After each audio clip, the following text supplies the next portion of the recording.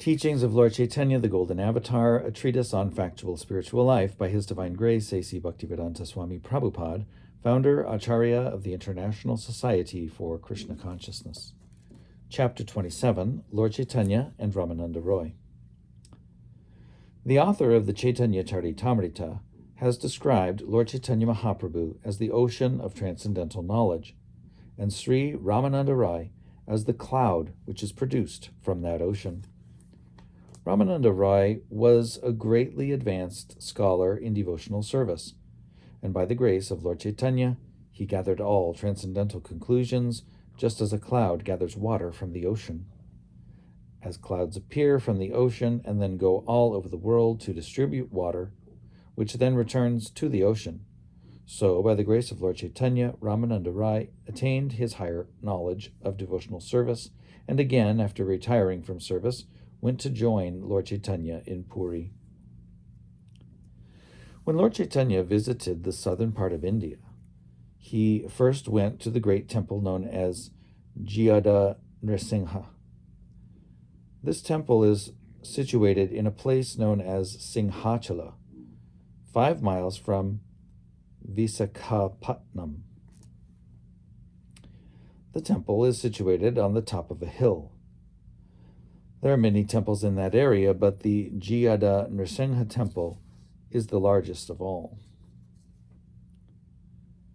This temple is filled with beautiful sculpture of interest to many students, and due to its popularity, it is a very rich temple. An inscription in the temple states that the king of Vijayanagara formerly decorated this temple with gold, and even covered the body of the deity with gold plate. To facilitate attendance at the temple, there are free apartments for visitors. The temple is managed by priests of the Ramanujacharya sect. When Lord Caitanya visited this temple, he praised the deity and quoted a verse from Sridhar Swami's commentary on Srimad Bhagavatam 7.9.1. Ugro Pyanugra evayang swa bhaktanang re keshari keshariva swa potanam anyesham ugra vikramaha. Quote, although Lord Nrsimha is very severe to demons and non-devotees, he is very kind to his submissive devotees, like Prahlad. Unquote. Lord Nrsimha appeared as a half-man, half-lion incarnation of Krishna when Prahlad, a boy devotee of the Lord, was harassed by his demoniac father Hiranyakashipu. Just as a lion is very ferocious to other animals, but very kind and submissive to his cubs, so Lord Nrsimha appeared ferocious to Hiranyakashipu and very kind to his devotee Prahlad. After visiting the temple of Jiyada Nrsimha, the Lord proceeded further into South India and ultimately reached Vidyanagara on the bank of the Godavari. While on the bank of this river, the Lord remembered the Jamuna River in Vrindavan. And he considered the trees on the bank to be the forest of Vrindavan. Thus he was in ecstasy there. After taking a bath in the Godavari, the Lord sat near the bank and began chanting, Hare Krishna, Krishna Krishna, Hare Hare, Hare Rama, Rama Rama, Hare Hare. While sitting and chanting, the Lord saw that the governor of the province, Sri Ramananda Roy, had reached the banks of the river, accompanied by his associates, which included a musical band and many Brahmins. Previously, the Lord had been asked by Sarvabhauma Bhattacharya to visit the great devotee Ramananda Roy at Kabur. The Lord could understand that the man approaching the riverbank was Ramananda Roy, and he desired to see him immediately. But because he was in the renounced order of life, he restrained himself from going to see a person involved in political affairs. Being a great devotee, Ramananda Roy was attracted by the features of Lord Caitanya, who appeared as a sannyasi, and he himself came to see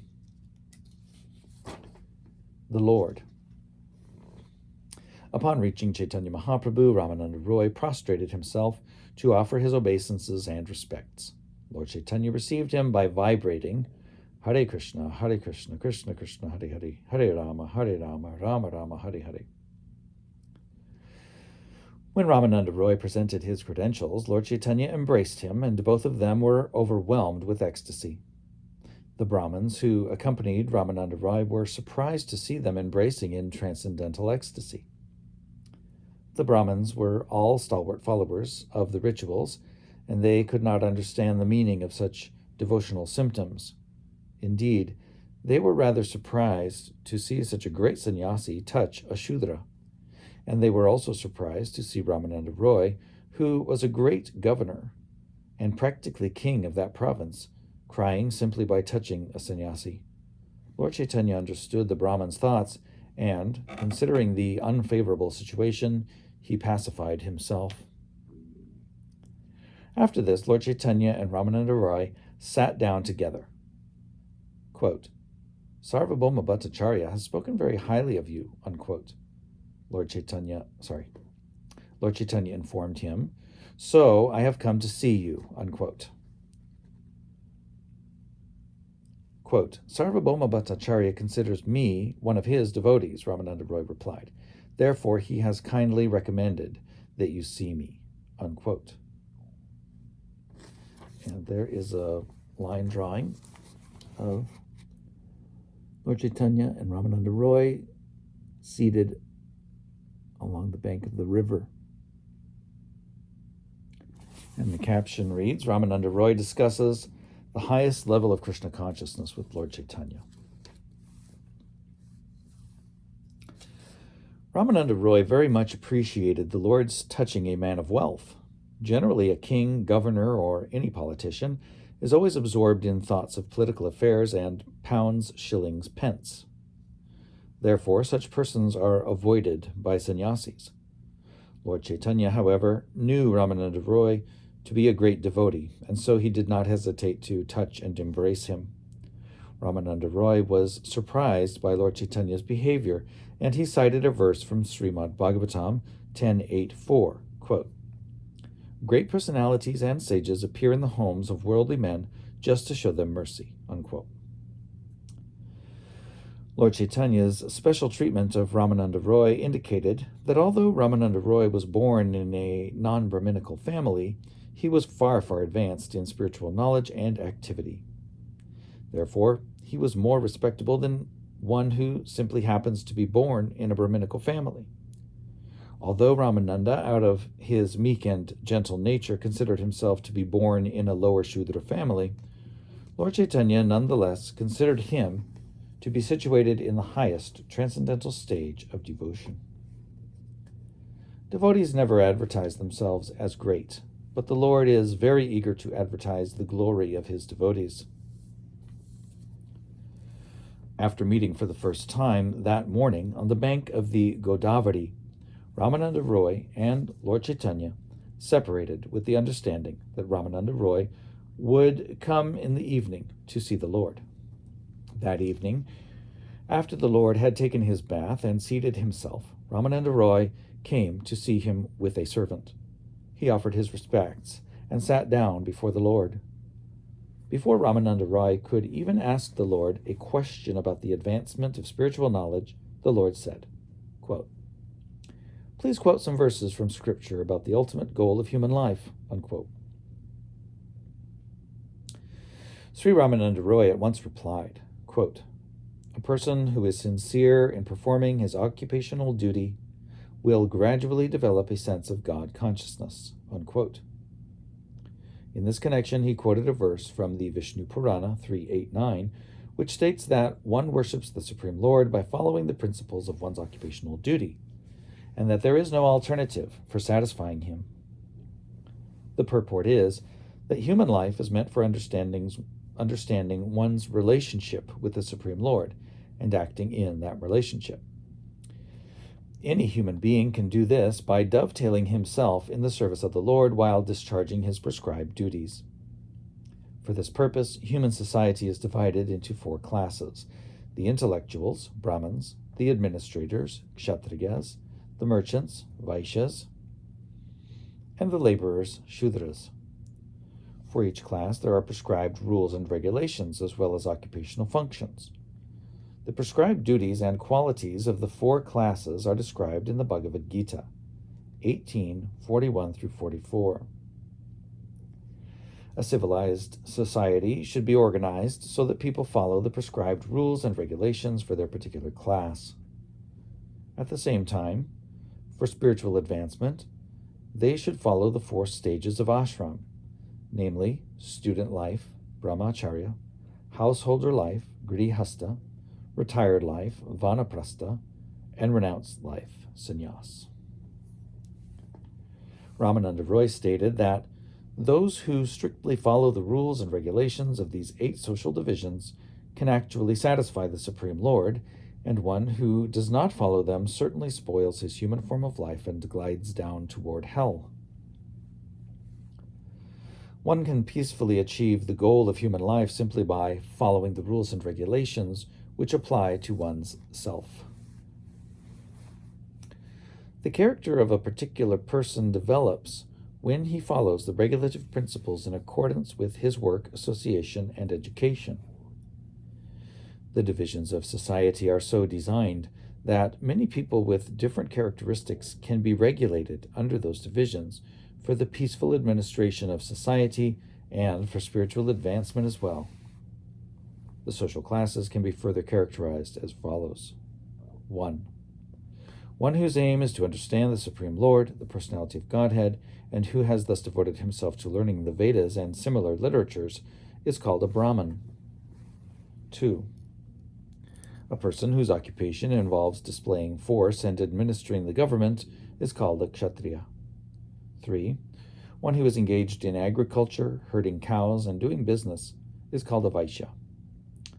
4. One who has no special knowledge but is satisfied by serving the other 3 classes is called a Shudra.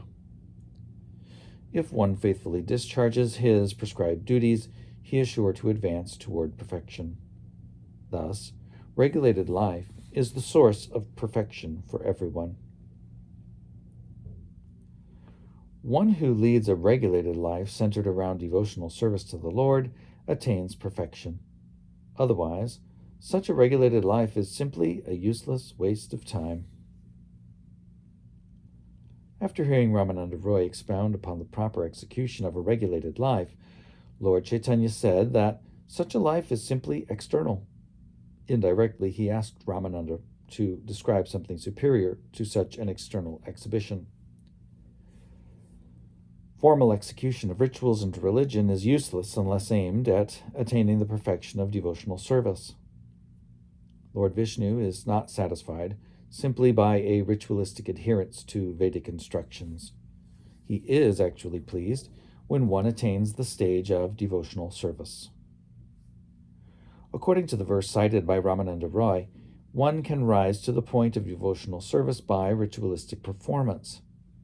In the Bhagavad Gita 18:45 through 46, Sri Krishna, who appeared in order to deliver all classes of people, states, Swe swe karmanya bir atha sang siddhing labhate naraha swakarma nirata siddhim yatha vindati tachrinu yatha pravritir bhutanang jena sarvam idang tatam swakarmana tam abhyarcha siddhim vindati manavaha. Quote, a human being can attain the highest perfectional stage of life by worshiping the Supreme Lord, from whom everything has emanated through his occupational duties. Unquote. This perfectional process was followed by great devotees like Bodhayana, Tanka, Dramida, Guhadev, Kapardi, and Bharuchi. All these great personalities followed this particular path of perfection. The Vedic injunctions also aim in this direction. Ramananda Roy wanted to present these facts before the Lord, but apparently mere discharge of ritualistic duties is not perfection. Therefore, Lord Caitanya said that it was external, indicating that if a man has a material conception of life, he cannot attain the highest perfection, even if he follows all the ritualistic regulations.